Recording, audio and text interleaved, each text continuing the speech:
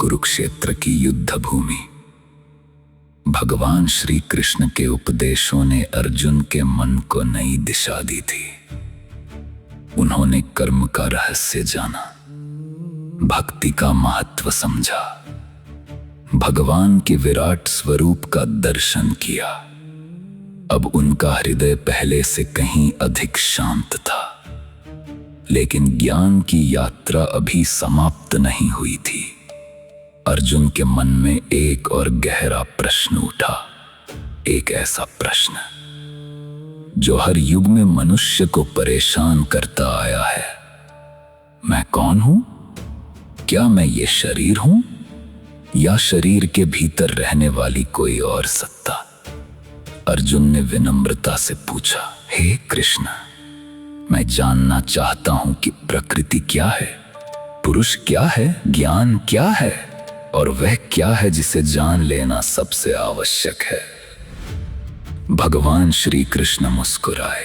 वे जानते थे कि अब अर्जुन आत्मज्ञान के एक और गहरे स्तर में प्रवेश करने वाले हैं। श्री कृष्ण बोले, हे अर्जुन, ये शरीर क्षेत्र कहलाता है और जो इस शरीर को जानता है वह क्षेत्रज्ञ कहलाता है।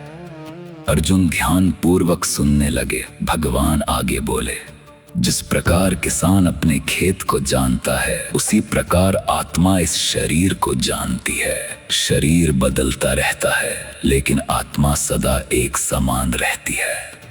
युद्ध भूमि में बहती हवा मानो इन शब्दों को दूर तक ले जा रही थी। श्री कृष्ण ने कहा, यह शरीर पृथ्वी, जल, अग्नि, वायु और आकाश से बना है। इसके साथ मन, बुद्धि और अहंकार भी जुड़े हुए हैं। इच्छाएं, द्वेष, सुख, दुख, ये सब शरीर और मन के क्षेत्र में आते हैं। अर्जुन अब समझने लगे थे कि जो कुछ वे अपने बारे में समझते आए थे वह सब वास्तव में शरीर और मन का हिस्सा था। आत्मा उससे कहीं अधिक गहरी थी। फिर भगवान ने कहा, सच्चा ज्ञान केवल पुस्तकों में नहीं होता, सच्चा ज्ञान जीवन के गुणों में दिखाई देता है। अर्जुन ने पूछा, हे प्रभु, वे गुण कौन से हैं? श्री कृष्ण बोले, विनम्रता, अहिंसा, क्षमा, सरलता, गुरु की सेवा, आत्मसंयम और सत्य की खोज, ये सभी ज्ञान के लक्षण हैं। इसके विपरीत जो कुछ है वह अज्ञान है।